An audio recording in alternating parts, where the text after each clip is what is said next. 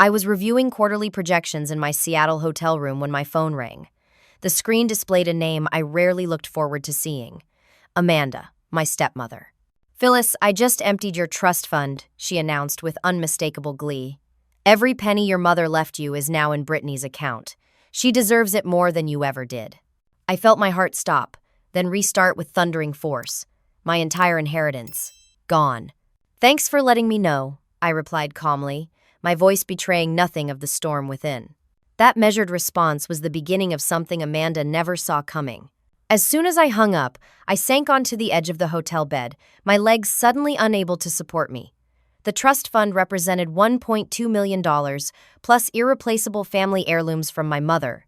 Everything I had left of her, now stolen by a woman who had spent years pretending to care about me. My mother died when I was 12 years old after a brief but brutal battle with cancer. For 2 years, it was just Dad and me, muddling through our grief together. Then he met Amanda at a charity fundraiser, and within 6 months, they were married. I was 14 and desperately wanted my father to be happy again, so I welcomed Amanda with open arms.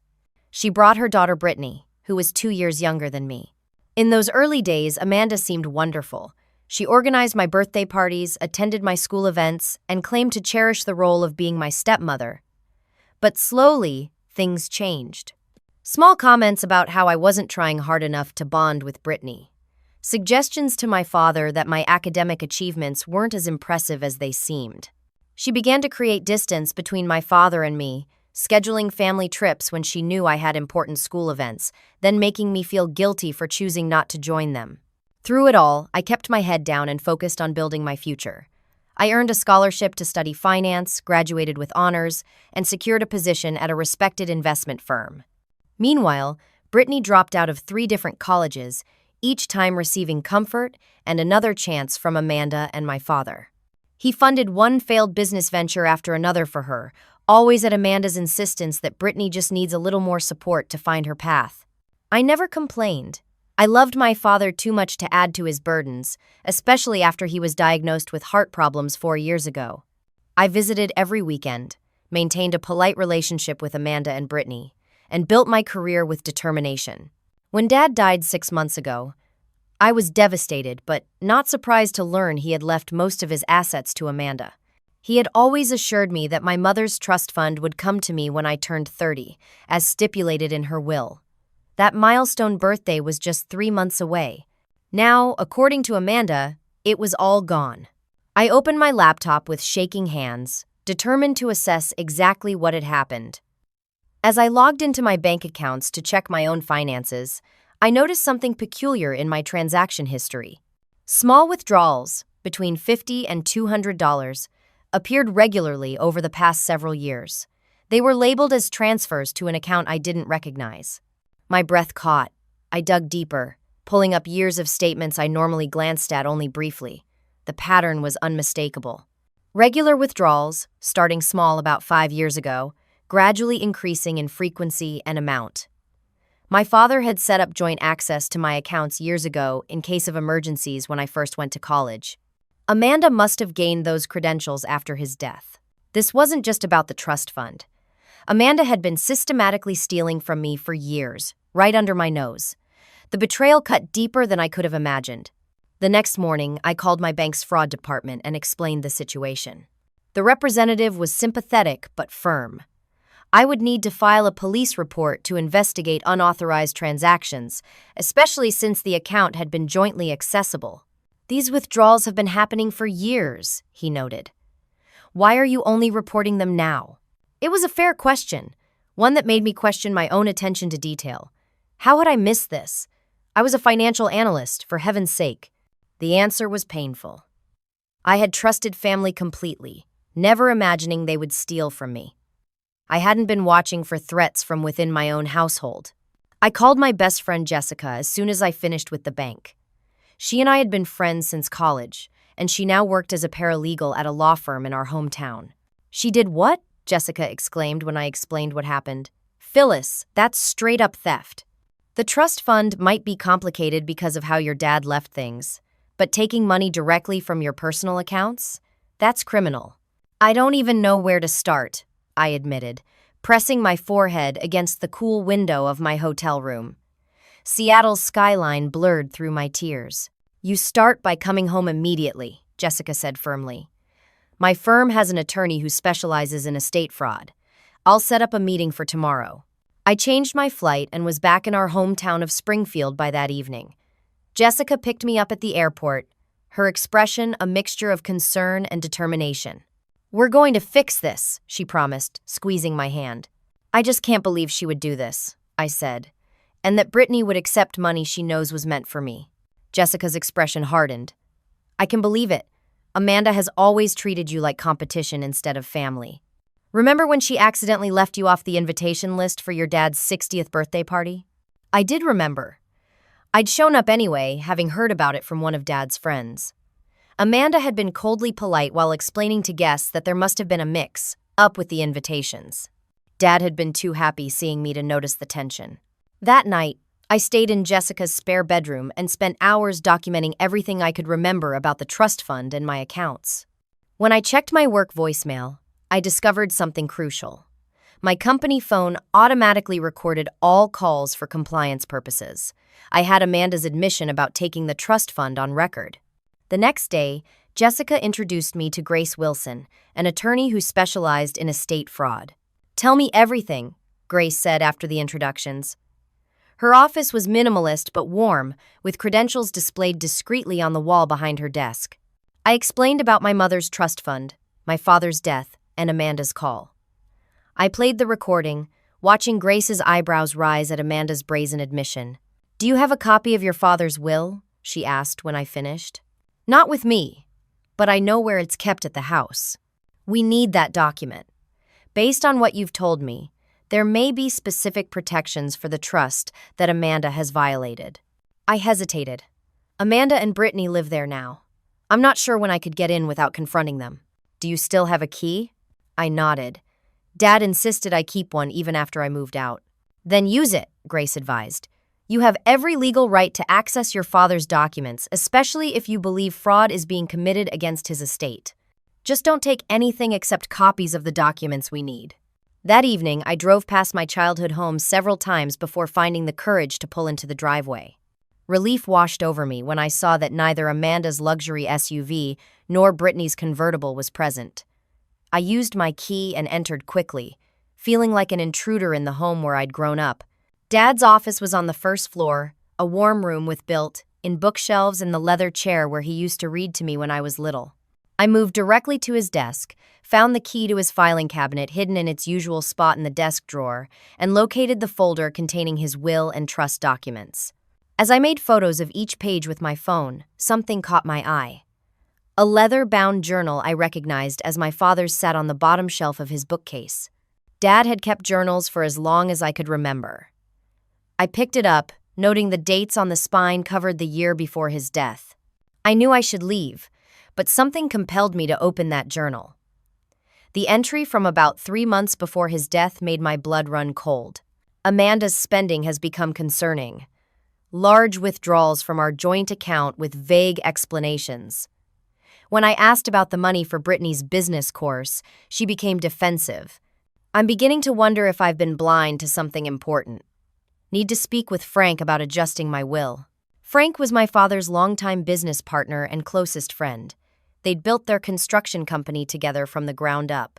I flipped through more pages, finding increasing expressions of concern about Amanda's financial behavior.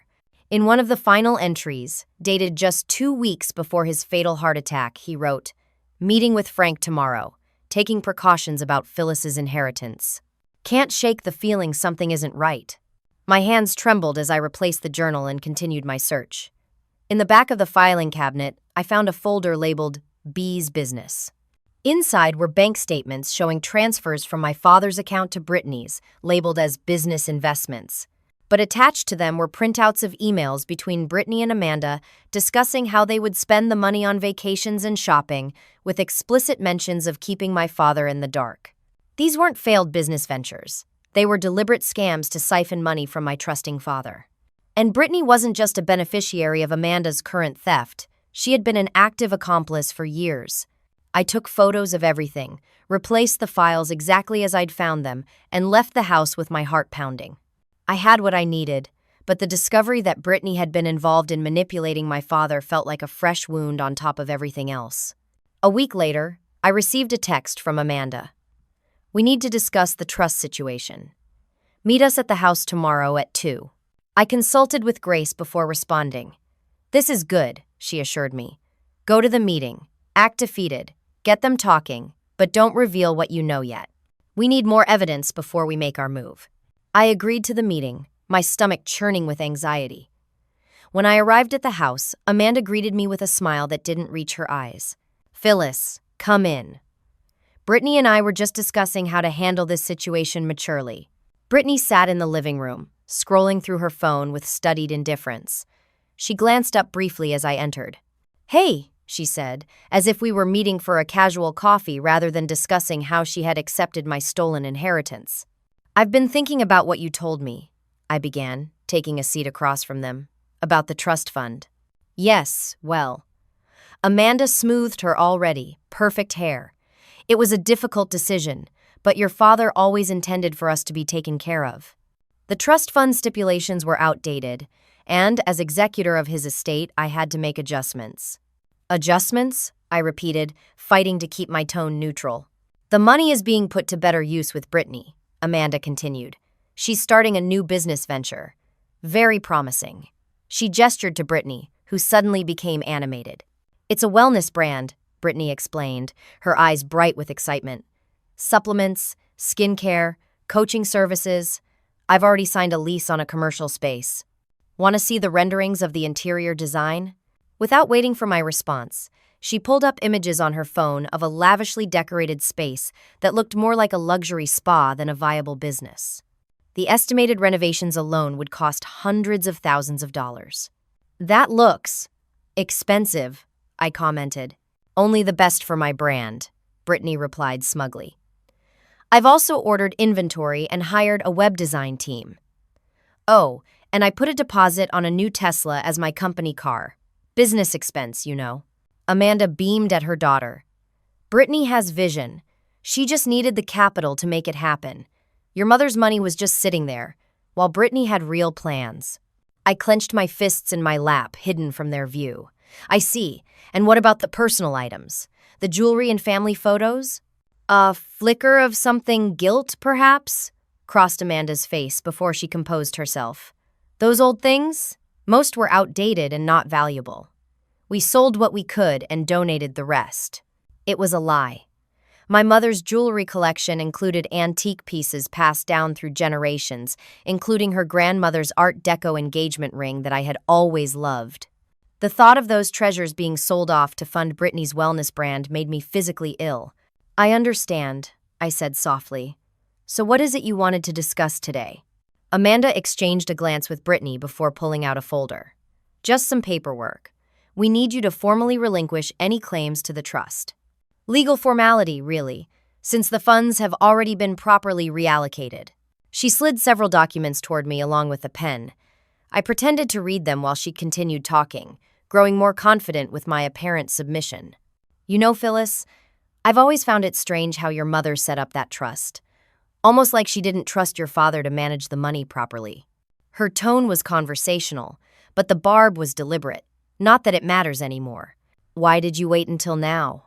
I asked quietly. "The trust would have come to me in 3 months anyway." Amanda laughed, a harsh sound devoid of humor. "And let you waste it on what? Your sensible apartment and retirement accounts? Boring investments? Money should circulate, create opportunities. Besides," she added, her voice lowering, "your father was entirely too generous with you. Always Phyllis this, Phyllis that. His perfect little girl who could do no wrong." "Mom," Brittany interrupted, looking uncomfortable for the first time. "We don't need to get into all that." "No, she should know," Amanda insisted. "Your father may have been blinded by his devotion to you and your mother's memory, but I saw you clearly. Always so self-sufficient, making him feel unneeded. Did you know he came to Brittany's art shows and business launches because she made him feel important? While you were off being independently successful, making him proud but distant. The accusation stung because it contained a grain of truth. I had worked hard to be self-sufficient, not wanting to burden my father after losing my mother. Had that been a mistake? I loved my father, I said simply. And he loved you, Amanda replied with a dismissive wave. So much that he never saw how Brittany and I had to fight for his attention. Well, now things are balanced. Brittany has the financial support she needs, and you can continue being Miss Independent. Now, if you'll just sign these papers, we can all move forward. I signed where she indicated, my signature, a shaky approximation of my usual confident script. Amanda snatched the papers back immediately, not bothering to hide her triumph. There, that wasn't so difficult, was it? You really should learn to accept changes with better grace, Phyllis. It's unattractive to cling to things just because you feel entitled to them. I stood up, needing to escape before I said something that would reveal my true intentions. Is that all? For now.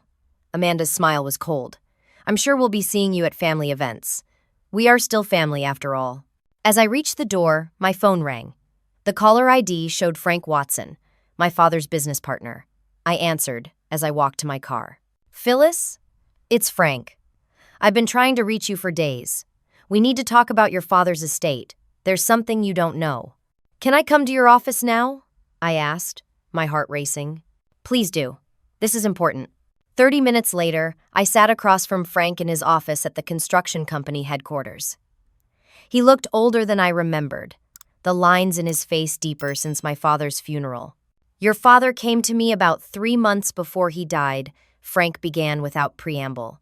He was worried about Amanda's influence and some unusual financial activities he'd noticed. He asked me to help him set up a contingency plan. My breath caught. What kind of plan? A secondary trust, with me as trustee. He transferred duplicate copies of family heirlooms and additional funds as a safeguard. The trust was designed to automatically transfer to you under certain conditions. What conditions? I asked, hardly daring to hope. If the primary trust was compromised. Specifically, if certain withdrawals were made from particular accounts linked to the original trust, Frank opened his computer and turned it to show me a notification. Like these withdrawals that happened yesterday and this morning. The screen showed transaction alerts for large sums being moved from accounts associated with my mother's trust. Amanda just triggered the transfer protocol, Frank explained. The secondary trust now legally belongs to you, Phyllis. Your father made sure you would be protected, even if he wasn't around to do it himself. I covered my mouth with my hands, tears springing to my eyes. He knew? About Amanda? Frank nodded gravely. He suspected. He didn't have proof, and he still cared for her, but his priority was protecting you and your mother's legacy. There's something else, too. He opened his desk drawer and removed a small box. He asked me to keep these original pieces from your mother's collection. Said Amanda had been asking about their value a bit too often for his comfort. Inside the box was my mother's Art Deco engagement ring, along with her pearl necklace and the sapphire earrings my father had given her on their 10th anniversary. The treasures I thought were lost forever. Thank you, I whispered, clutching the box to my chest. Thank you for keeping them safe. Your father was my best friend for 30 years, Frank said, his voice rough with emotion. I promised him I'd look out for you if anything happened to him. I'm just sorry I didn't reach out sooner. I was waiting for the trust to trigger automatically so we'd have concrete evidence. As I left Frank's office, I felt something I hadn't expected. Alongside the grief and anger, a small flame of hope had ignited. My father had seen the truth and taken steps to protect me. I wasn't alone in this fight. The next morning, I met with Grace to share the new developments. This changes our approach, she said after I explained about Frank and the secondary trust. We now have evidence of premeditation and your father's concerns before his death. Combined with the unauthorized transfers from your personal accounts and the recorded admission, we have a strong case. What's our next step? I asked. We file for emergency injunctive relief to freeze Amanda and Brittany's assets while the case proceeds. Then we prepare for a legal battle. They'll fight back hard when they realize what's happening. Grace was right. Within days of receiving notice of the legal action, Amanda launched a counteroffensive. She contacted family friends and my father's business associates, claiming I was having a mental breakdown following my father's death and inventing stories to steal her rightful inheritance. Some believed her. People who had known me my entire life suddenly viewed me with suspicion or pity. I received concerned calls and messages, offering support for my apparent breakdown. The isolation was painful, but I found unexpected strength in myself and support from those who really mattered. Jessica remained steadfastly by my side. Frank provided crucial testimony about my father's concerns. My boss, after initial hesitation, assured me that my position at the firm was secure. More surprisingly, I began reconnecting with old family friends who had gradually disappeared from our lives after Amanda married my father. One after another, they described how Amanda had subtly discouraged their visits or excluded them from family gatherings. "She always had an excuse for why we couldn't visit," explained Eleanor, my mother's closest friend who had once been like an aunt to me. "Your father was too tired, or you were too busy with school activities." Eventually, the invitations stopped coming altogether. "I thought you'd moved on," I admitted, "that you had your own life and didn't need your best friend's kid hanging around." Eleanor looked stricken. "Oh, Phyllis, no. I tried to stay in touch, but Amanda made it increasingly difficult. When I did manage to visit, she was always there, listening to every word. Your father seemed different too, more withdrawn. She isolated him, I realized, just like she isolated me. Narcissists do that," Eleanor said gently. "They create walls between their targets and anyone who might offer perspective or support." As our case progressed, Grace scheduled depositions to gather testimony. Amanda arrived with an expensive attorney and a practiced expression of wounded innocence. Brittany looked less certain, fidgeting nervously as she answered questions about her business ventures and the trust fund money. The most shocking moment came during the deposition of Patricia Miller, one of Amanda's friends who had been listed as a character witness. Patricia had been Amanda's bridge partner and shopping companion for years. No one expected her to deviate from Amanda's narrative. But halfway through her testimony, Patricia stopped mid-sentence and looked directly at me. "I can't do this," she said. "Amanda, I'm sorry, but I can't lie anymore." She turned to Grace. "Amanda has been planning this for years. She told me explicitly that she was going to get even with Phyllis for being her husband's favorite. She said once he was gone, she'd make sure Phyllis never saw a penny of that precious trust fund." The room fell silent. Amanda's attorney placed a warning hand on her arm as her face contorted with anger. "That's absurd," Amanda hissed. Patricia is clearly confused. "I have the text messages," Patricia continued, ignoring Amanda. Messages where she discussed how she would spend Phyllis's money once she got rid of the problem child. "I saved them because they disturbed me, but I didn't have the courage to say anything until now." She pulled out her phone and presented it to Grace, who looked through the messages with growing interest. "There's more," Patricia added quietly. "I was there when Amanda practiced your father's signature.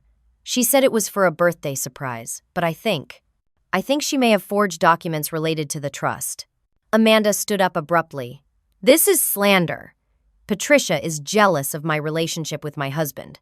She's always been envious of what I have. We'll need copies of these messages," Grace said calmly to Patricia, ignoring Amanda's outburst. "And I'll need to ask you some more questions about the document forgery allegations." As we left the deposition, I felt a strange mix of vindication and sadness. Amanda's betrayal ran even deeper than I had imagined. She hadn't just taken advantage of an opportunity. She had meticulously planned to destroy my inheritance for years.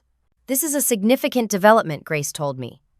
"Patricia's testimony provides evidence of intent and premeditation, and if we can prove document forgery, that elevates this from a civil case to potential criminal charges." That night, I couldn't sleep. I kept thinking about my father, wondering if he had died knowing he had been deceived by a woman he trusted. The thought was almost unbearable.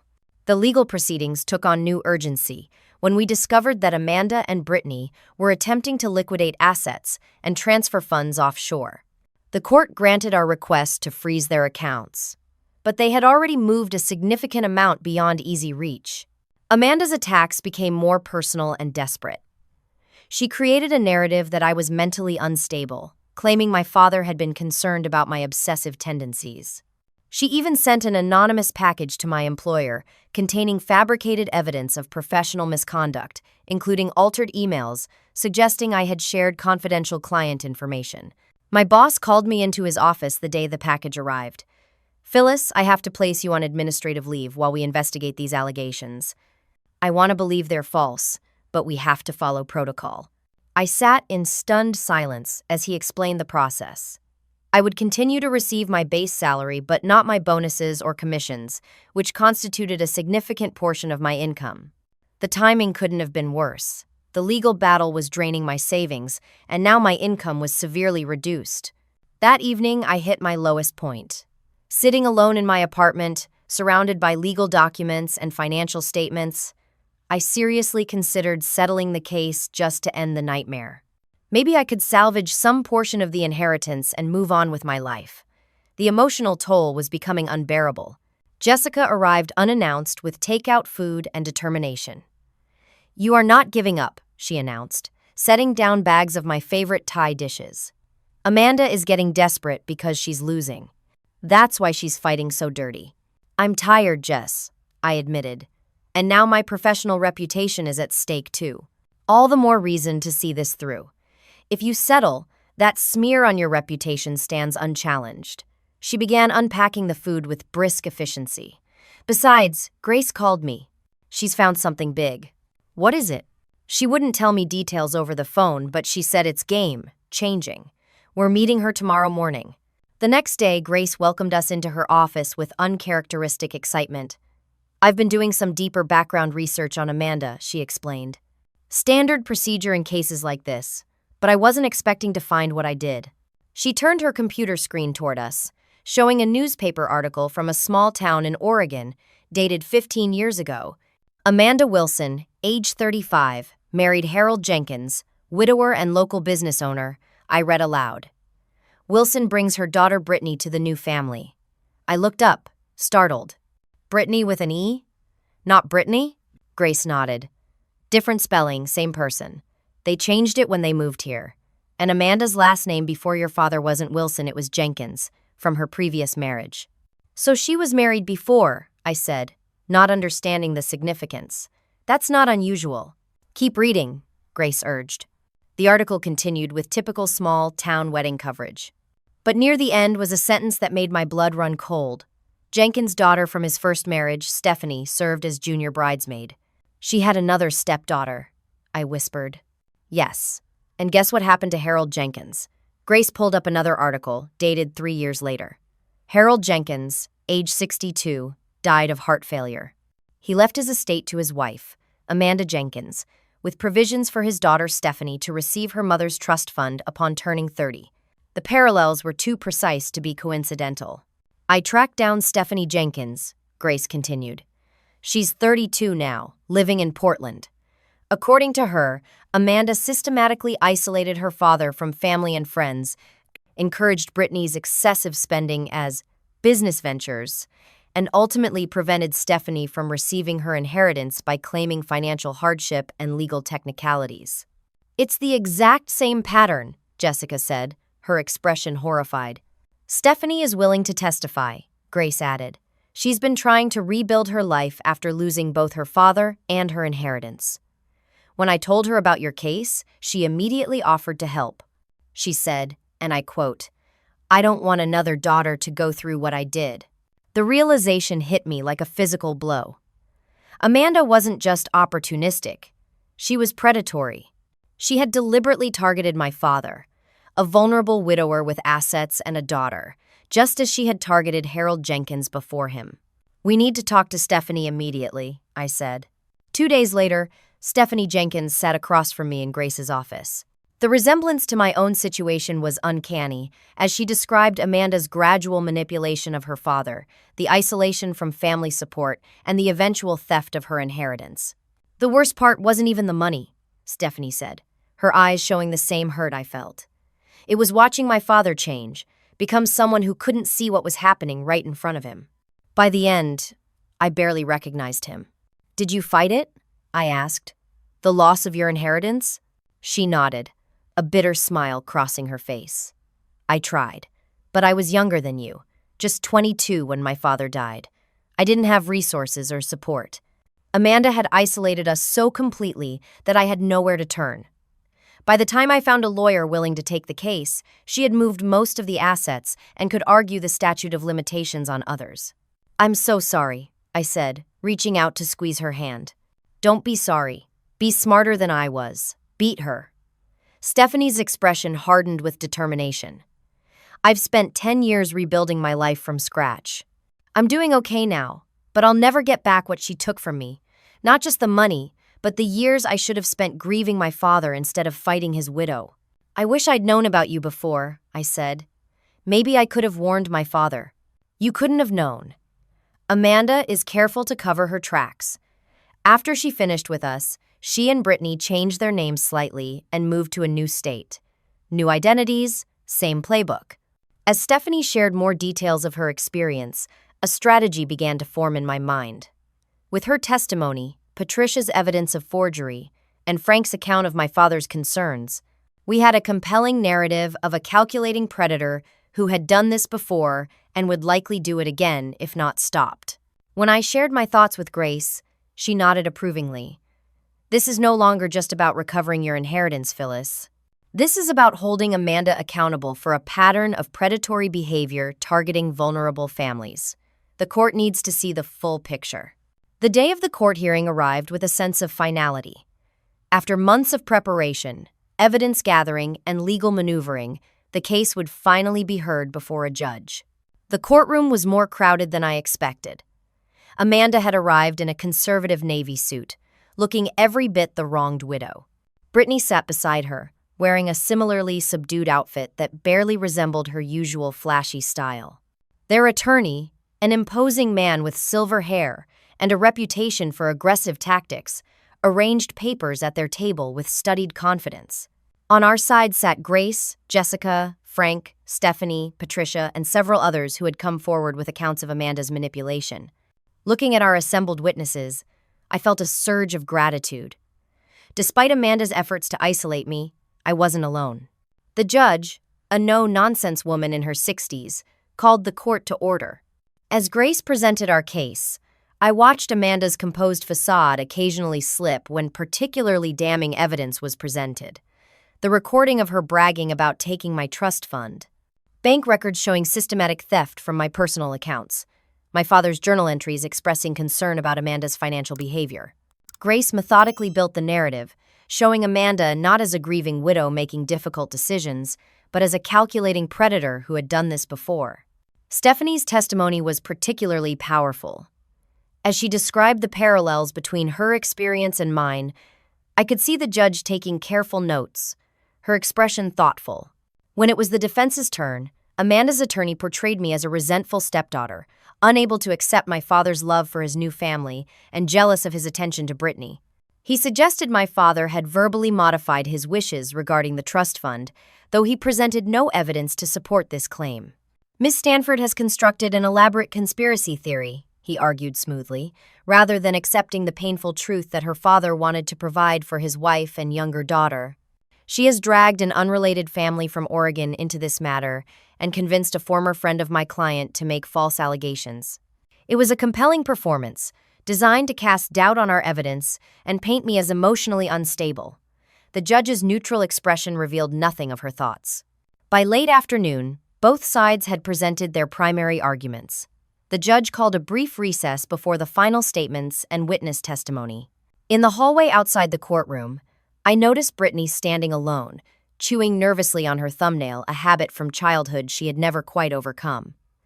On impulse, I approached her. "It doesn't have to be this way, Brittany," I said quietly. She glanced around nervously, as if afraid Amanda might appear. "I don't know what you're talking about." "I think you do. I saw the emails between you and your mother about the fake business ventures. You're complicit in this, but I don't think you're the mastermind." Brittany's face paled. "You don't understand. Mom always has a plan. She always wins." "Not this time," I said firmly. "Look at the evidence we've presented. Look at Stephanie's testimony. Your mother has done this before, and she'll sacrifice you to save herself if necessary." "She wouldn't do that," Brittany insisted, but uncertainty flickered in her eyes. "She loves me." "Then why did she open offshore accounts in only her name? Why are their transactions moving money from your accounts to hers? These were educated guesses based on patterns Grace had identified, but Brittany's shocked expression told me they had hit home. What are you talking about? Ask your attorney to show you all the financial documentation. Ask him where the money is really going. Your mother is setting you up to take the fall, Brittany. She's done it before. Before she could respond, the bailiff called us back into the courtroom. Brittany returned to her seat beside Amanda, her expression troubled. As the proceedings resumed, Amanda's attorney called Brittany to testify about her business ventures and her understanding of the financial arrangements. Under oath, she repeated the narrative they had constructed, claiming the funds were legitimately invested in her wellness brand with her father's verbal approval. During cross-examination, Grace gently but persistently questioned the details. Where were the business plans? Who were the suppliers? What market research had been conducted? With each question, Brittany became more flustered. And these business ventures, Grace continued, they were all properly documented and reported to tax authorities? Brittany glanced at her mother, whose expression had hardened into a warning. I think so. Mom handled most of the paperwork. Just as she handled the paperwork for your previous ventures under the name Brittany Jenkins in Oregon? Brittany's eyes widened. That was different. Different how exactly? Grace pressed. I was younger then. I didn't understand everything that was happening. Brittany's voice had become small, uncertain. And do you understand what's happening now? Do you understand that you could face criminal charges for fraud and tax evasion? Charges that your mother might avoid due to certain legal technicalities? The color drained from Brittany's face. She looked at Amanda, who was whispering urgently to their attorney. The message was clear. Amanda was already planning her own defense, separate from her daughter's. Something shifted in Brittany's expression.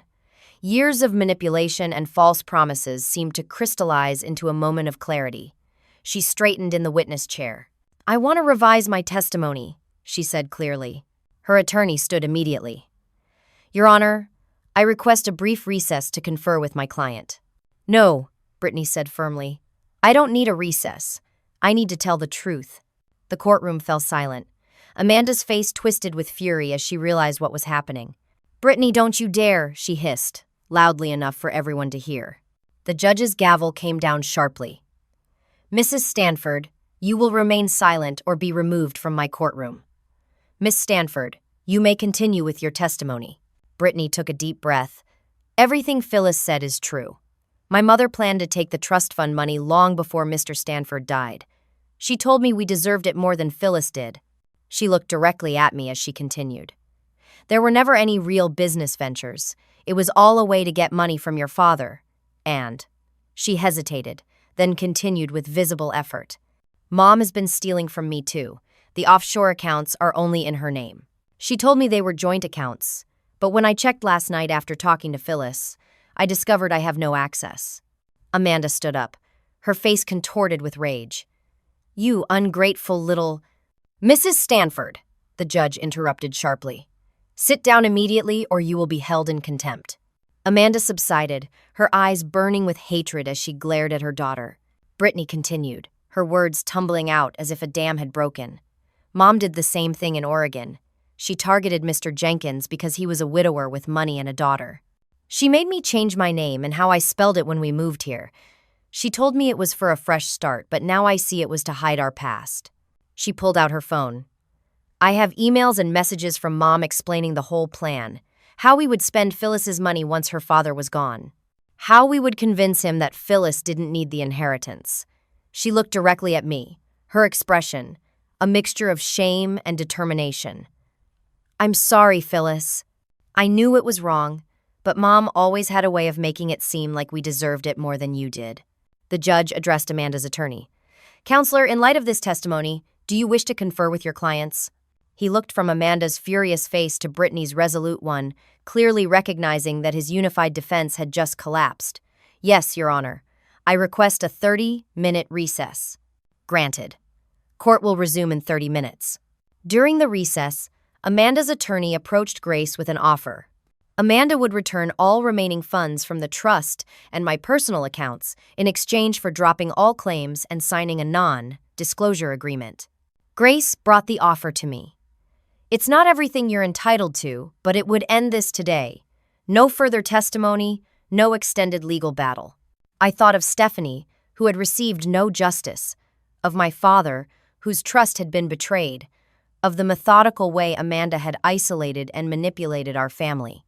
No, I said firmly. I want the judge to hear everything and make a ruling. This isn't just about the money anymore. When court resumed, Brittany had been moved to our side of the courtroom, now represented by a separate attorney. She provided access to emails and messages documenting the entire scheme, turning state's evidence against her mother in exchange for leniency. The evidence was overwhelming. Amanda's careful facade crumbled as witness after witness described her manipulation and fraud. By the time final arguments were presented, even her own attorney seemed to have lost conviction in their case. The judge needed little time for deliberation. Her ruling was decisive: full restitution of all misappropriated funds, with interest plus punitive damages. More significantly, she referred the case to the district attorney's office for potential criminal charges against Amanda for fraud, elder abuse, and forgery. The evidence presented shows a disturbing pattern of predatory behavior, the judge stated. This court cannot ignore the possibility that others may have been or could be victimized in a similar manner. As we left the courtroom, I felt a complex mixture of emotions, vindication, relief, lingering grief for my father, and strange compassion for Brittany, who stood awkwardly to one side as her mother was led away to discuss bail conditions. "What happens to her now?" I asked Grace, nodding toward Brittany. "That depends partly on the criminal proceedings and partly on her. She's facing lesser charges in exchange for her cooperation, but there will be consequences. Financial penalties at minimum, possibly probation." I approached Brittany cautiously. "Thank you for telling the truth today." She couldn't meet my eyes. "I didn't do it for you. I did it because I finally saw Mom for what she is. She was ready to let me take the fall for everything." "I understand. Still, your testimony made a difference." "I don't know what I'm going to do now," she admitted, her voice small. "I've never really been on my own. Mom always controlled everything." The admission sparked an unexpected pang of sympathy. Brittany had been Amanda's first victim, raised to be complicit in her mother's schemes, but never truly a partner in them. "You'll figure it out," I said, surprising myself with the genuine hope in my voice. "We all have to start somewhere." In the months that followed the court ruling, my life underwent a transformation I could never have predicted. The legal victory brought not just financial restoration, but a profound sense of closure and new beginnings. The secondary trust that my father had established with Frank was formally transferred to me, containing not just financial assets but meaningful family mementos. Among them, I discovered a letter from my father, written during those final months when he had begun to suspect Amanda's true nature. "My dearest Phyllis," he had written, "if you're reading this, then my concerns were justified. I'm sorry for any pain this situation has caused you. Know that I have always been proud of the strong, capable woman you've become. Your mother would be too. The most valuable inheritance isn't money or possessions, but the integrity and resilience you've shown throughout your life. I love you, and I trust you to use whatever resources come to you in ways that honor your mother's memory and your own values." Reading his words brought both tears and healing. My father had seen the truth, even if too late to fully protect himself from Amanda's manipulation. The criminal case against Amanda proceeded slowly but steadily. She eventually accepted a plea deal rather than risk a trial, receiving a 5-year sentence for fraud and financial elder abuse, with additional penalties for the forgery charges. The case received enough publicity to potentially warn other vulnerable individuals about such predatory patterns. Brittany faced less severe consequences, probation, and community service, plus financial restitution for her role in the schemes. Our relationship remained complicated. We weren't friends exactly, but there was a fragile understanding between us. She began therapy and, ironically, enrolled in legitimate business courses at the local community college. "I want to learn how to do things the right way," she told me during one of our occasional coffee meetings, "to build something real instead of just taking from others." I found myself cautiously encouraging her efforts, recognizing that she too had been shaped by Amanda's influence from childhood. Breaking free from that manipulation was its own form of justice. With my inheritance restored and enhanced by the punitive damages, I faced decisions about how to use these resources meaningfully. After much reflection, I established the Stanford Family Foundation for Financial Protection, focused on educating seniors and families about financial elder abuse and providing legal support for victims. Stephanie Jenkins became one of the foundation's first board members, bringing her personal experience and determination to help others avoid similar situations. Together, we developed educational programs and resources that we hoped would prevent other families from experiencing what ours had. My professional reputation was fully restored after the investigation at my firm concluded that the allegations had been fabricated. My boss apologized profusely for doubting me, and I returned to my position with a new perspective on both finance and human nature. Through it all, I discovered strengths in myself. I hadn't known existed resilience, strategic thinking, and the courage to stand up not just for myself but for others who had been victimized. The painful journey transformed me from someone who avoided conflict to a powerful advocate willing to confront injustice directly. 1 year after the court ruling, I stood at the podium of a financial protection conference, preparing to address an audience of professionals, advocates, and survivors of financial abuse. As I looked out at the faces turned expectantly toward me, I saw Stephanie, Jessica, Frank, and even Brittany among them. My story begins with a phone call, I started. A call designed to devastate me, to make me feel powerless and defeated. It almost worked. But what my stepmother never understood was that our true inheritance isn't just money or possessions. It's the values we carry forward, the resilience we develop, and the community we build around us.